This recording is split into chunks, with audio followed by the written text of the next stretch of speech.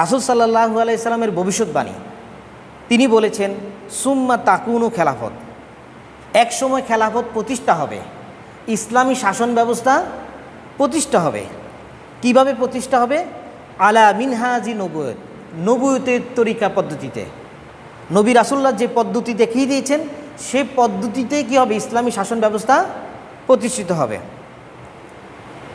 হাদিস আহমদ ১৮,৪৩০ নম্বর হাদিস, সিলসিলা সহিহা হাদিস নম্বর ৫, মিশকাতের ৫,৩৭৮ নম্বর হাদিস। এখন প্রশ্ন হলো খেলাফত কি? খেলাফত হলো ইসলামী শাসন ব্যবস্থা, ইসলামী সরকার ব্যবস্থা, কোরআন সুন্নাহর রাষ্ট্র ব্যবস্থা, যেখানে আল্লাহর সার্বভৌমত্ব প্রতিষ্ঠা হবে, কোরআনের আইন চালু হবে এবং সর্বভৌম ক্ষমতার অধিকারী আল্লাহ সুবহানাহু ওয়া তাআলা, এবং ওহির বিধান দ্বারা, কোরআনের বিধান দ্বারা, অর্থাৎ পবিত্র কোরআন এবং সুন্নাহ ভিত্তিতে একটি রাষ্ট্র ও প্রশাসন পরিচালিত হবে। সুবহানাল্লাহ। তাহলে খেলাফতের প্রধান বৈশিষ্ট্য কী?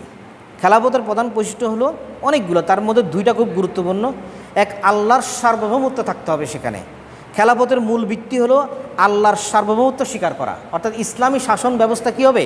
আল্লাহর সার্বভৌমত্ব, ক্ষমতার অধিকারী, আইনদাতা তিনি, বিধানদাতা তিনি, তিনি রিজিক দাতা, তিনি মৃত্যু দান করেন, তিনি জীবন দান করেন, তিনি জান্নাত দিবেন, তিনি আবার জাহান্নামও দিবেন।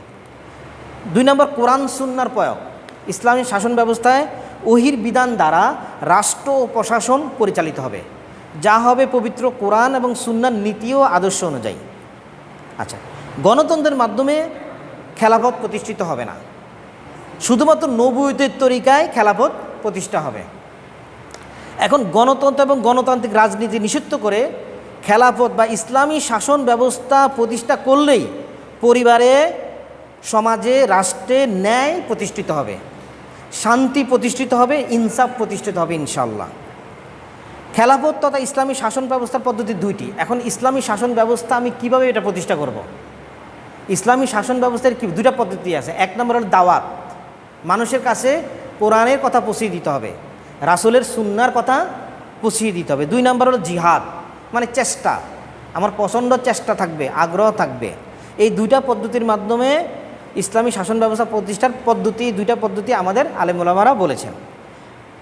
তার মধ্যে আল্লাহ সুবহানাহু ওয়া তাআলা বলছেন ওয়াল তাকুম মিনকুম উম্মাত তুয়াদউনা ইলাল খায়র, তোমাদের মধ্যে এমন একটা দল থাকবে, এমন কিছু মানুষ থাকবে, এমন একটা সংগঠন থাকবে, ইয়াদউনা ইলাল খায়র, যারা মানুষকে কল্যাণের দিকে ডাকবে, যারা মানুষকে আল্লাহর দিকে ডাকবে, ওয়া আমিলাস সলিহা, নিজে নেক আমল করবে। মানুষকে কল্যাণের দিকে ডাকবে, নিজে কি করবে? নেক আমল করবে। ইলাল খায়রি ওয়ায়ামুরুনা, মানুষদেরকে সৎ কাজের আদেশ দিবে, ওয়ায়ানহাউনা আনিল মুনকার, মানুষদেরকে মন্দ কাজে নিষেধ করবে। সুবহানাল্লাহ। মানে তোমাদের মধ্যে এমন একটা কিছু